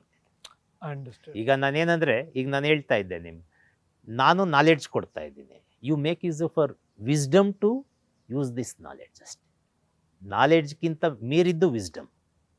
ನಾನು ಮೈದಾನಲ್ಲಿ ತೋರಿಸ್ಕೊಡ್ತೀನಿ, ನೀವು millet ಫ್ಲೋರಲ್ಲಿ ಮಾಡ್ಕೊಂಡು ನೋಡಿ. ಈಗ ಒಂದು ಸಲ ಏನಾಗುತ್ತೆ, ಮಿಲೆಟ್ ಫ್ಲೋರ್ 100% ಹಾಕ್ತೀರಾ, ತಿನ್ನೋಕ್ಕಾಗಲ್ಲ, ಗಟ್ಟಿ ಆಗ್ಬಿಡ್ಬೋದು.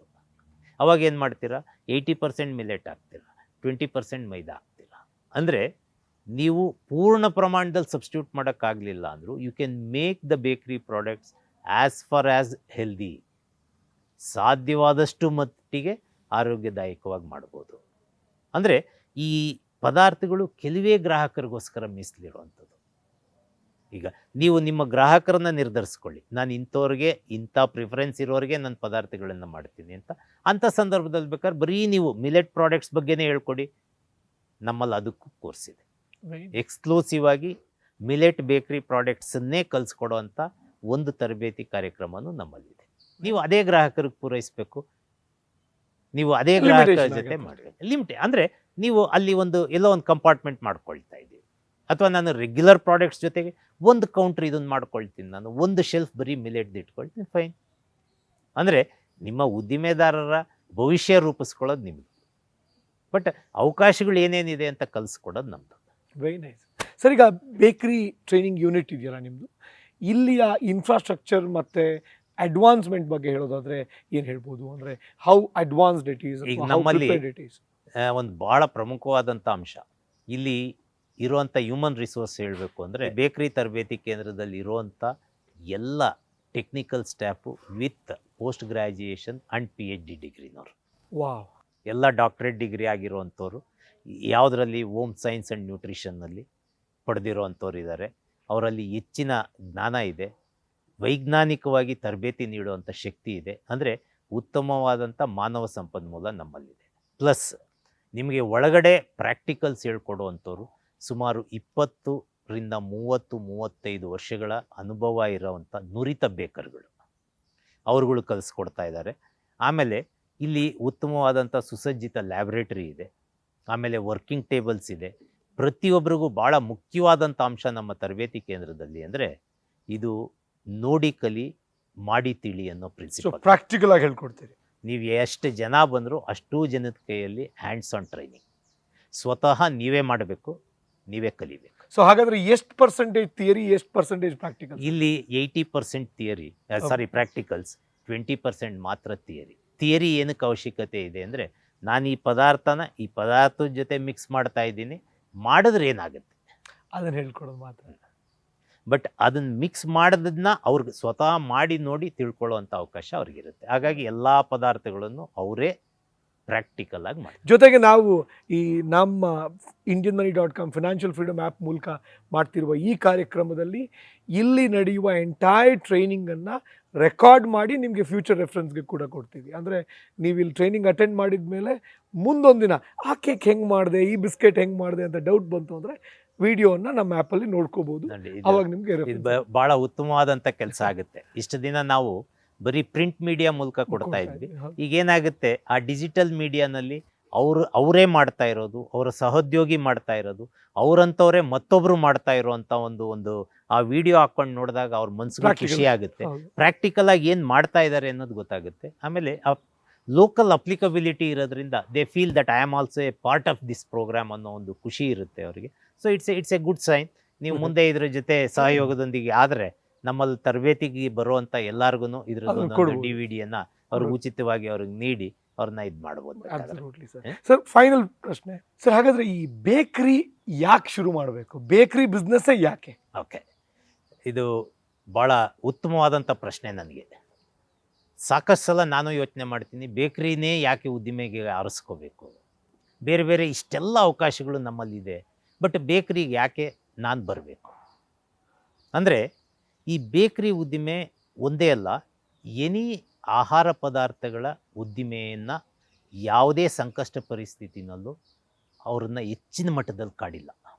ಬೇರೆ ಎಲ್ಲ ಬಿಸ್ನೆಸ್ನೂ ಕಾಡಿದೆ, ಬಟ್ ಆದರೆ ಆಹಾರ ಪ್ರತಿಯೊಬ್ಬರ ಬೇಸಿಕ್ ಮೂಲಭೂತ ಅವರ ರಿಕ್ವೈರ್ಮೆಂಟ್ ಬೇಕೇ ಬೇಕು. ನನ್ನ ಜೀವನಕ್ಕೆ ಬೇಕದು, ಜೀವನ ನಿರ್ವಹಣೆಗಲ್ಲ, ಜೀವನಕ್ಕೆ ಬೇಕಿರುವಂಥ ಒಂದು ಪದಾರ್ಥ ಅದನ್ನು. ಆದರೆ ಇದರಲ್ಲಿ ಏನಾಗುತ್ತೆ, ನನ್ನ ದೈನಂದಿನ ಪದಾರ್ಥಗಳ ಬಳಕೆ ಬೇರೆ, ನನ್ನ ಖುಷಿಗೆ ನನ್ನ ಸಂತೋಷಕ್ಕೆ ತಿನ್ನುವಂಥ ಪದಾರ್ಥಗಳೇ ಬೇರೆ. ಈ ಬೇಕ್ರಿ ಪದಾರ್ಥಗಳು ಎರಡನೇ ಕ್ಯಾಟಗರಿನಲ್ಲಿ ಬರುತ್ತೆ. ಇದು ನಂದು ಪ್ರತಿದಿನ ಊಟ ತಿಂಡಿ ಅಂತ ಪದಾರ್ಥ ಅಲ್ಲ. ಇದು ನನಗೆ ಖುಷಿಯಾದಾಗ, ನನಗೊಂದು ಅವಕಾಶ ಆದಾಗ, ಯಾವುದೋ ಒಂದು ಸಂದರ್ಭದಲ್ಲಿ ನಾನು ಕೊಡಬೇಕಾದಂಥ ಒಂದು ವಸ್ತು ಇದು. ಆಮೇಲೆ ಬೇಕ್ರಿ ಯಾಕೆ ಜನ ಹೆಚ್ಚಿಗೆ ಇಷ್ಟಪಡ್ತಾ ಇದ್ದಾರೆ? ಮೊದಲನೇದಾಗಿ ನೋಡಿ, ಮೊದಲನೇ ಕಾರಣ ನಿಮಗೆ ಕಂಡುಬರೋದೇನು ಅಂದರೆ ಅದರ ರುಚಿ. ಭಾಳಷ್ಟು ಜನಕ್ಕೆ ಭಾಳ ಟೇಸ್ಟಿ ಅಂತೀವಿ, ಮೊದಲನೇ ಕಾರಣ. ಎರಡನೇ ಕಾರಣ, ನೀವು ಬೇರೆ ಎಲ್ಲದಕ್ಕೂ ಯೋಚನೆ ಮಾಡಿ ನೋಡಿ, ಬೇಕ್ರಿ ಪ್ರಾಡಕ್ಟ್ಸ್ ಅಫೋರ್ಡಬಲ್. ಹೌದು, ನೀವು ಬೇರೆ ಪದಾರ್ಥಗಳು ಕಂಪೇರ್ ಮಾಡಿದಾಗ ಭಾಳ ಅಫೋರ್ಡಬಲ್, ಚೀಪಾಗಿರುತ್ತೆ. ಎಷ್ಟೋ ಜನ ಬೆಳಗ್ಗೆ ಬ್ರೇಕ್ಫಾಸ್ಟ್ ಬೇಕರಿಲೇ ತಿನ್ಕೊಂಡು ಹೋಗ್ಬಿಡ್ತಾರೆ, ಒಂದು ಬನ್ನು ಒಂದಿನ. ಹೌದು, ಈಗ ಆ ಅಫೋರ್ಡಬಿಲಿಟಿ ಇದೆ. ಅಫೋರ್ಡಬಿಲಿಟಿ ಯಾವುದರಲ್ಲಿದೆ? ಇನ್ ಟರ್ಮ್ಸ್ ಆಫ್ ಪ್ರೈಸ್ ಇದೆ, ದರದಲ್ಲಿ. ಇನ್ನೊಂದು ಅದರ ಮುಖ್ಯವಾದಂಥ ಇದು ಆಕ್ಸೆಸಿಬಿಲಿಟಿನಲ್ಲಿದೆ. ಆಕ್ಸೆಸಿಬಿಲಿಟಿ ಅಂದರೆ ನಿಮಗೆ ತಕ್ಷಣ ಒಂದು ಬೇಕ್ರಿ ಸಿಕ್ಬಿಡುತ್ತೆ. ನಿಮ್ಮ ಮನೆ ಪಕ್ಕದಲ್ಲಿ ಒಂದು ಬೇಕ್ರಿ ಇದೆ, ಮುಂದಿನ ರೋಡ್ನಲ್ಲಿ ಒಂದು ಬೇಕ್ರಿ ಇದೆ. ನಿಮಗೆ ಭಾಳಷ್ಟು ದೂರ ನೀವು ಹೋಗಿ ಬರೋ ಅವಶ್ಯಕತೆ ಕಾಣಲ್ಲ. ತಕ್ಷಣ ನಿಮಗೆ ಆ ಪದಾರ್ಥ ಕೈಗೆಟುಗುತ್ತೆ, ದರದಲ್ಲಿ ಕೈಗೆಟುಗುತ್ತೆ, ಅದರ ಲೊಕೇಶನ್ನಿಂದ ಕೈಗೆಟುಗುತ್ತೆ. ಅದಕ್ಕೆ ಜನಕ್ಕೆ ನಾನು ಅದನ್ನು ತಗೋಬೇಕು ಅನ್ನೋವಂಥ ಒಂದು ಭಾವನೆ ಇದೆ ಇದ್ರದ್ದು. ಮೂರನೇದಕ್ಕೆ ಬಂದಾಗ ಅದರ ಅಫೋರ್ಡಬಿಲಿಟಿ ಇನ್ ಟರ್ಮ್ಸ್ ಆಫ್ ದರ ಅಂದಾಗ ನೀವೊಂದು ಪೆಕ್ಯುಲಿಯರ್ ಸಿಚುಯೇಷನ್ ಅಬ್ಸರ್ವ್ ಮಾಡ್ಬೋದು. ನೀವು ಯಾವುದೇ ಹೋಟ್ಲಿಗೆ ಹೋದ್ರು ಮೆನು ನೋಡೋದು ಭಾಳಷ್ಟು ವಾಸ್ತವಿಕತೆಗೆ ಹತ್ರ ಆಗಿ ನೋಡೋದಾದರೆ, ನಾನು ಹೋಟೆಲ್ ಮೆನು ನೋಡೋದು ರೈಟ್ ಸೈಡ್ ನೋಡಿ ಪ್ರೈಸ್, ಆಮೇಲೆ ಲೆಫ್ಟ್ ಸೈಡಿಗೆ ಬರ್ತೇನೆ. ಮೆನುನಲ್ಲಿ ರೈಟ್ ಸೈಡ್ನಲ್ಲಿ ಫಿಕ್ಸ್ ಮಾಡಿ ಲೆಫ್ಟ್ ಸೈಡ್ನಲ್ಲಿ ಪದಾರ್ಥ ಚೂಸ್ ಮಾಡ್ತೀವಿ. ಆದರೆ ನೀವು ಬೇಕ್ರಿಗೆ ಹೋದಾಗ ಒಂದು ವಿಚಿತ್ರವಾದಂಥ ಒಂದು ಸಂಗತಿಯನ್ನು ಗಮನಿಸಿ, ಪ್ರತಿಯೊಬ್ಬರೂ ಅವ್ರಿಗೆ ಬೇಕಾದಂಥ ಪದಾರ್ಥಗಳನ್ನೆಲ್ಲ ಆರಿಸ್ಕೊಳ್ತಾರೆ. 1 ಪೌಂಡ್ ಬ್ರೆಡ್ ಕೊಡು, ಅರ್ಧ kg ರಸ್ಕ್ ಕೊಡು, 100 ಗ್ರಾಮ್ ಬಿಸ್ಕೆಟ್ ಕೊಡು, ಇದೆಲ್ಲ ಕೊಟ್ಟ ಮೇಲೆ ಇದ್ರದ್ದು ಎಷ್ಟಾಯಿತು ಅಂತ ಕೇಳ್ತಾರೆ. ಯಾಕಂದ್ರೆ ಅಂಡರ್ಸ್ಟ್ಯಾಂಡಿಂಗ್ ಇದೆ, ನಂಬಿಕೆ ಇದೆ, ಬೇಕರಿ ಪ್ರಾಡಕ್ಟ್ಸ್ ಅಂದ್ರೆ ನಂಗೆ ಅಫೋರ್ಡಬಲ್ ಇದೆ. ಅವ್ರು ಏನು ಮಾಡ್ತಾರೆ, ಇಂಡಿವಿಜುವಲ್ ಪ್ರೈಸೇ ಕೇಳಲ್ಲ. ಅಲ್ಲೆಲ್ಲ ಟೋಟ್ಲು ಮಾಡಿದ್ಮೇಲೆ 320 ರೂಪಾಯಿ ಆಯಿತು ಅಂದರೆ 320 ರೂಪಾಯಿ ಕೊಟ್ಟು ಅಷ್ಟು ಪದಾರ್ಥವನ್ನು ಎತ್ಕೊಂಡು ನಾನು ಬಂದುಬಿಡ್ತೀನಿ. ಅಂದರೆ ಬೇಕ್ರಿಗೆ ಯಾಕೆ ಡಿಮ್ಯಾಂಡ್ ಇದೆ ಅಂದರೆ, people will never ask the price of the product first and then buy. ಈ ಸೀನ್ ನೀವು ನೋಡ್ಬೇಕಾದ ಇನ್ನೊಂದೇ ಜಾಗದಲ್ಲಿ, ಮೆಡಿಕಲ್ ಸ್ಟೋರ್. ಹೌದು, ಅಲ್ಲೂ ಅಷ್ಟೇ, ಯಾರು Rate ಕೇಳಲ್ಲ. ರೇಟ್ ಕೇಳಲ್ಲ, ಮಾತ್ರೆ ಮೆಡಿಸಿನ್ಸ್ ತಗೊಂಡು ನಂತರ ಕೇಳ್ತಾರೆ ಎಷ್ಟಾಯ್ತು ಅಂತ. ಆ ಒಂದು ಪರಿಸ್ಥಿತಿ ಬೇಕ್ರಿನಲ್ಲೂ ನಿಮಗೆ ಕಂಡು ಬರುತ್ತೆ.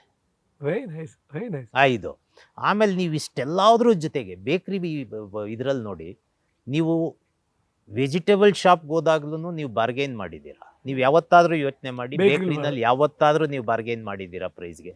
ಸ್ನೇಹಿತರೆ ಕೇಳಿಸ್ಕೊಳ್ಳಿ, ಬೇಕ್ರಿ ಬಿಸ್ನೆಸ್ ಶುರು ಮಾಡೋದಕ್ಕೆ ಇದು ಮುಖ್ಯ ಕಾರಣ. ನಿಮ್ಮ ಕಸ್ಟಮರ್ಸ್ ನಿಮ್ಮ ಹತ್ರ ನೆಗೋಷಿಯೇಟೇ ಮಾಡಲ್ಲ.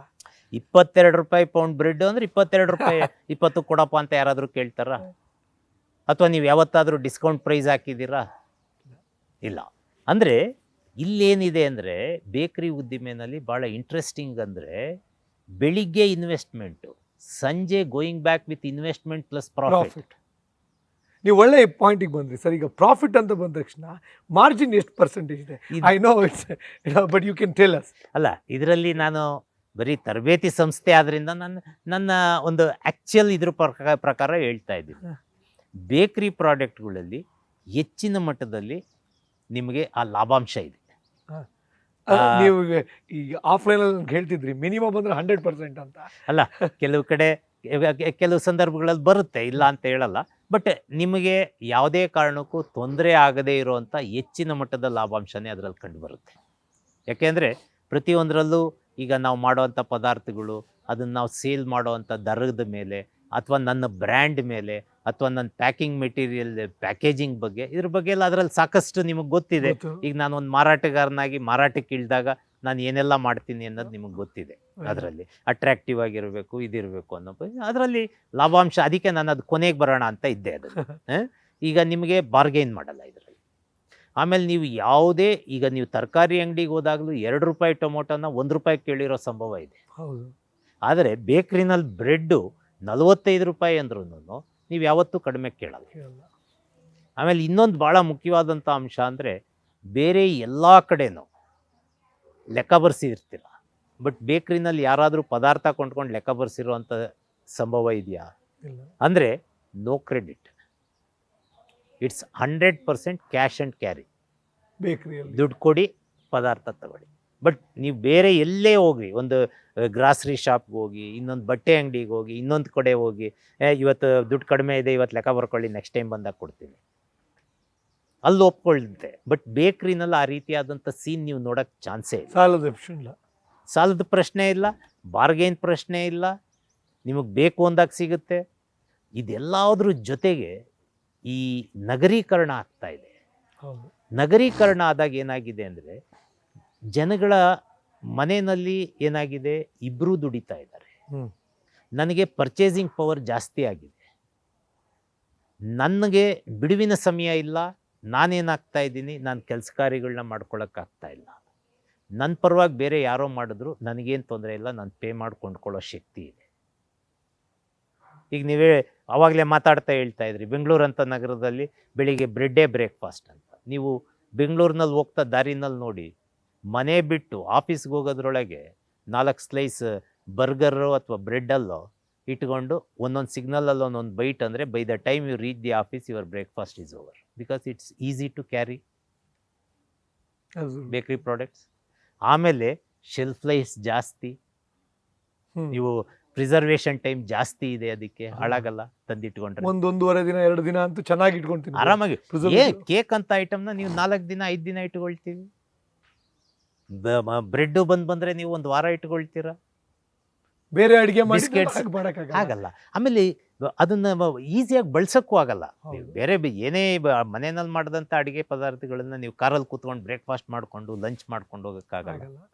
ಇದು ಒಂದು ಪ್ಯಾಕ್ ಮಾಡ್ಕೊಂಡು ತೊಗೊಂಡೋದ್ರೆ, ನಾನು ಅವಾಗಲೇ ಹೇಳ್ದಂಗೆ ತಮಾಷೆಗೆ ಹೇಳ್ದು, ಒಂದೊಂದು ಸಿಗ್ನಲಲ್ಲಿ ಒಂದೊಂದು ಬೈಟ್ ಅಂದರೆ, by the time you reach your office you will finish your breakfast or lunch. Absolutely, ಭಾಳ ಮುಖ್ಯ ಆಗುತ್ತೆ. ಈ ರೀತಿಯಾದಂಥ ಅವಕಾಶಗಳು ಈ ಬೇಕ್ರಿನಲ್ಲಿ ಜಾಸ್ತಿ. ಸರ್, ಇಷ್ಟೆಲ್ಲ ಲಾಭ ಇರೋ ಬೇಕ್ರಿಯಲ್ಲಿ ಭಾಳಷ್ಟು ಜನ ಬೇಕ್ರಿಯಲ್ಲೂ ಲಾಸ್ ಮಾಡ್ಕೊಂಡಿದ್ದಾರೆ. ನಾನು ನೋಡಿದಾಗೆ ಬೇಕ್ರಿಯಲ್ಲಿ ಯಾಕೆ ಲಾಸ್ ಮಾಡಿಕೊಂಡ್ರು ಅಂತ ನಾನು ಸುಮಾರು ಜನ ಕೇಳಿದಾಗ ನನಗೆ ಅರ್ಥ ಆಗಿದೆ ಏನಂದರೆ, ಅವ್ರಿಗೆ ಯಾವುದೇ ಥರದ ಪ್ರೊಫೆಷ್ನಲ್ ಟ್ರೈನಿಂಗ್ ಇಲ್ಲದೆ ಬೇಕ್ರಿ ಶುರು ಮಾಡ್ತಾರೆ. ಯಾರನ್ನೋ ನಂಬಿಕೊಂಡು ಆ ಕುಕ್ಕು, ಅವರ ಶೆಫ್ ಯಾರು ಇರ್ತಾರೆ, ಅವರು ಇವರಿಗೆ ಕೈ ಕೊಟ್ಟು ಹೋಗ್ಬಿಡ್ತಾರೆ. ಆವಾಗ ಇವ್ರಿಗೆ ಲಾಸ್ ಆಗುತ್ತೆ. ಇವರಲ್ಲಿ ಆ ಒಂದು ಸ್ವಂತ ಒಂದು ಎಬಿಲಿಟಿ ಇದ್ದು, ಸಾಮರ್ಥ್ಯ ಇದ್ದು, ಅದ್ರ ಬಗ್ಗೆ ಬೇಕಾದಂಥ ಪ್ರೊಫೆಷನಲ್ ಟ್ರೈನಿಂಗ್ ಇತ್ತು ಅಂದರೆ ಇವ್ರು ಪ್ರಾಬ್ಲಿ ಚೆನ್ನಾಗಿ ನಡ್ಸ್ಕೊಂಡು ಹೋಗೋಕ್ಕಾಗತ್ತೆ ಅಂತ ಅನ್ಸುತ್ತೆ. ಇಲ್ಲ, ಇದು ನೀವೇನು ಹೇಳ್ತೀರಿ? ಇದು ಒಂದೇ ಬಿಸ್ನೆಸ್ನಲ್ಲ, ಬೇಕ್ರಿಗೆ ಮಾತ್ರ ಸ್ಪೆಸಿಫಿಕ್ ಅಲ್ಲ ಇದು.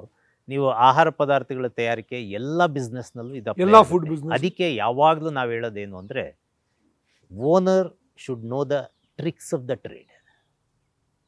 ನಿನಗೆ ಬ್ರೆಡ್ ಅಂದರೆ ಗೊತ್ತಿರಬೇಕು, ಬ್ರೆಡ್ ಹಿಂಗೆ ಬರಬೇಕು ಅಂತ ಗೊತ್ತಿರಬೇಕು. ನನಗೆ ಗೊತ್ತಿಲ್ಲದಿದ್ರೆ ತಯಾರು ಮಾಡಿದವ್ರು ಹೇಳ್ತಾರೆ, ಇಲ್ಲ ಸರ್ ಬ್ರೆಡ್ ಸ್ವಲ್ಪ ಗಟ್ಟಿ ಇದ್ದರೆ ಜನ ತಿನ್ನೋದು ಅಂತಾರೆ. ಯಾಕೆಂದ್ರೆ ಅವತ್ತು ಗಟ್ಟಿ ಮಾಡಿಬಿಟ್ಟಿರ್ತಾರೆ. ಅವ್ರ ಅನುಕೂಲಕ್ಕೆ ತಕ್ಕಂತೆ ಅದನ್ನು ಬದಲಾವಣೆ ಆಗುವಂಥ ಪರಿಸ್ಥಿತಿ ಬರುತ್ತಿದ್ರಲ್ಲಿ. ಆದರೆ ಹಂಗಾಗಬಾರ್ದು. ನನಗೆ ಗೊತ್ತಿರಬೇಕು ಬ್ರೆಡ್ಡು ಹಿಂಗೆ ಬರಬೇಕು, ಇದೇ ರೀತಿ ಇರಬೇಕು, ಹಿಂಗೆ ಮಾಡಿ ನೀನು ಅಂತ ನಾನು ಹೇಳೋಂಗಿರಬೇಕು. ಬೈ ಚಾನ್ಸ್ ಅವ್ರು ಇವತ್ತು ಬೆಳಿಗ್ಗೆ ಬರಲಿಲ್ಲ ಅಂದರೆ ನಾನು ಮಾಡೋವಂಥ ಪರಿಸ್ಥಿತಿನಲ್ಲಿ ಇರಬೇಕು. ಯಾಕೆಂದರೆ ಗ್ರಾಹಕರು ಅದನ್ನೆಲ್ಲ ಕೇಳಲ್ಲ. ನಿಮ್ಮ ಕುಕ್ ಓಡೋಗಿದಾನ, ಬೇರೆ ಕುಕ್ ಬಂದಿದ್ದಾನ, ಅದೆಲ್ಲ ನಿಮ್ಮ ವೈಯಕ್ತಿಕವಾದಂಥ ನಿಮ್ಮ ಸಮಸ್ಯೆ. ನನಗೆ ಬೇಕಿರೋದು, ನನಗೆ ಇವತ್ತು ಬೆಳಿಗ್ಗೆ ನಿನ್ನ ಹತ್ರ ರೆಗ್ಯುಲರಾಗಿ ಬರ್ತಿದ್ದೆ, 6:30 ಬಂದಾಗ ಬ್ರೆಡ್ ಸಿಕ್ತಿತ್ತು, ಬಿಸಿ ಬ್ರೆಡ್ಡು, ಈಗ 6:30 ಬ್ರೆಡ್ ಕೊಡು ಅಷ್ಟೇ. ಇಲ್ಲ ಅಂದರೆ ನೀವು ಒಂದಿನ ಕೊಡಲಿಲ್ಲ, ಒಂದಿನ ಕ್ಲೋಸ್ ಆಯಿತು ಅಂದರೆ ಅವ್ರು ಇನ್ನೊಬ್ರು ಹುಡುಕೊಳ್ತಾರೆ. There is lot of alternatives for them. ಆ ರೀತಿ ಆಗುವಂಥ ಸಂಭವ ಇರುತ್ತೆ. ಅದಕ್ಕೋಸ್ಕರ ನಿಮಗೆ ಆ ವಿದ್ಯೆ ಗೊತ್ತಿದ್ದರೆ, ಯಾರು ಇರಲಿ ಇಲ್ಲದೇ ಇರಲಿ ನಾನು ಮಾಡ್ಕೊಳ್ತೀನಿ, ನನ್ನ ಜೊತೆಗೆ ಇಬ್ಬರು ಹೆಲ್ಪರ್ಸ್ ಇದ್ದರೆ ಸಾಕು, ಅಥವಾ ಯಾರಾದರೂ ಇದ್ದರೆ ಮಾಡಿಸ್ತೀನಿ, ನಾನು ಅಂಗಡಿ ನೋಡ್ಕೊಳ್ತೀನಿ. ಅಬ್ಸಲ್ಯೂಟ್ಲಿ. ಅದರಿಂದ ಆ ಒಂದು ಭಯದ ವಾತಾವರಣ ಇರಲ್ಲ. ಎಲ್ಲಿ ಬೆಳಿಗ್ಗೆ ಬರೋಲ್ವೋ ಅವನು, ಎಲ್ಲಿ ಬೆಳಿಗ್ಗೆ ಬಿಟ್ಟು ಹೊರಟೋಗ್ತಾನೋ, ನಾನು ಬೆಳಿಗ್ಗೆ ಎಲ್ಲಿ ಅಂಗಡಿ ಓಪನ್ ಮಾಡೋಕ್ಕಾಗಲ್ವೋ, ಜನ ಎಲ್ಲಿ ನನ್ನಿಂದ ಮತ್ತೆ ಬೇರೆ ಇನ್ನೊಂದು ಅಂಗಡಿಗೆ ಶಿಫ್ಟ್ ಆಗ್ಬಿಡ್ತಾರೋ, ಈ ಆಲೋಚನೆ ನಿಮಗೆ ಬರೋ ಚಾನ್ಸೇ ಇರಲ್ಲ ನಮಗೆ ಕೆಲಸ ಬಂದಾಗ. ಅದಕ್ಕೋಸ್ಕರ ಹೇಳ್ತಾ ಇರೋದೇನೆಂದರೆ, ನೀವು ಬನ್ನಿ, ನಿಮ್ಮ ಜೊತೆಗೆ ಇನ್ನೊಬ್ರನ್ನೂ ಕರ್ಕೊಂಡು ಬನ್ನಿ, ನೀವು ತರಬೇತಿ ಪಡೀರಿ, ಅವ್ರಿಗೂ ತರಬೇತಿ ಕೊಡಿಸಿ. ಅವಶ್ಯಕತೆ ಇರೋರಿಗೆ ನೀವು ಕರ್ಕೊಂಡು ಬಂದಾಗ ಏನಾಗುತ್ತೆ, ಅವ್ರಿಗೆ ನಿಮ್ಮ ಮೇಲೆ ನಂಬಿಕೆ ಇದೆ, ನೀವು ಅವ್ರ ಕೈ ಹಿಡಿದು ನಡೆಸ್ತೀರಾ ಅಂತ. ಅವ್ರನ್ನೂ ಒಬ್ಬನ್ನ ನಿಮ್ಮ ಜೊತೆಗೆ ಒಂದು ಎಂಪ್ಲಾಯ್ಮೆಂಟ್ ಜನ್ರೇಟ್ ಮಾಡಿ, ನೀವು ಉದ್ದಿಮೆದಾರರಾಗಿ ಕೆಲಸ ಕೊಡುವಂಥ ಶಕ್ತಿ ನೀವು ಪಡೀರಿ, ನಿಮಗೋಸ್ಕರ ದುಡಿಯುವಂಥ ಶಕ್ತಿ ಅವನು ಕೊಡಲಿ ಅಂತೇಳಿ ಈ ತರಬೇತಿ ಕಾರ್ಯಕ್ರಮಗಳನ್ನು ಈ ವೈಜ್ಞಾನಿಕವಾಗಿ ರೂಪಿಸ್ತಾ ಇದ್ದಾರೆ. Very nice, very nice, very nice. Thank you so much sir. ಭಾಳ ಖುಷಿ ಆಯಿತು ಇಷ್ಟೆಲ್ಲ ಇನ್ಫಾರ್ಮೇಷನ್ನು ನಮ್ಮ ಆಡಿಯನ್ಸ್ಗೋಸ್ಕರ ಕೊಟ್ಟಿದ್ದಕ್ಕೆ. ಭಾಳ ಖುಷಿ ಆಯಿತು. ಸ್ನೇಹಿತರೆ, ಕೇಳಿದ್ರಲ್ಲ, ನೀವು ಕೂಡ ಈ ಬೇಕ್ರಿ ಪ್ರಪಂಚದಲ್ಲಿ ನಿಮ್ಮ ಕರಿಯರ್ನ ಬಿಲ್ಡ್ ಮಾಡ್ಕೋಬೇಕು, ನಿಮ್ಮ ಉದ್ದಿಮೆಯನ್ನು ಕಟ್ಟಬೇಕು ಅಂದರೆ ನಿಮಗೋಸ್ಕರ ಇಲ್ಲಿ ಅವಕಾಶ ಕಾಯ್ದಿದೆ. ದಯವಿಟ್ಟು ಇದನ್ನು ಯೂಸ್ ಮಾಡ್ಕೊಳ್ಳಿ. ಡಿಸ್ಕ್ರಿಪ್ಷನ್ ಬಾಕ್ಸಲ್ಲಿ ರಿಜಿಸ್ಟ್ರೇಷನ್ ಲಿಂಕ್ ಇದೆ. ನೀವು ಕೂಡ ನೀವು ಒಂದು ವೇಳೆ ಈ ಒಂದು ಪ್ರೋಗ್ರಾಮ್ಗೆ, ಈ ಕಾರ್ಯಕ್ರಮಕ್ಕೆ ಸೇರಬೇಕು ಅಂತಿದ್ರೆ, ಈ ಕೋರ್ಸ್ಗೆ ಜಾಯ್ನ್ ಆಗಬೇಕು ಅಂತಿದ್ರೆ ನಿಮ್ಮ ರಿಜಿಸ್ಟ್ರೇಷನ್ನ ಮಾಡ್ಕೊಳ್ಳಿ. ನಮ್ಮ ಟೀಮ್ನವರು ನಿಮಗೆ ಗೈಡ್ ಮಾಡ್ತಾರೆ. ಒಳ್ಳೆಯದಾಗಲಿ. Thank you so much.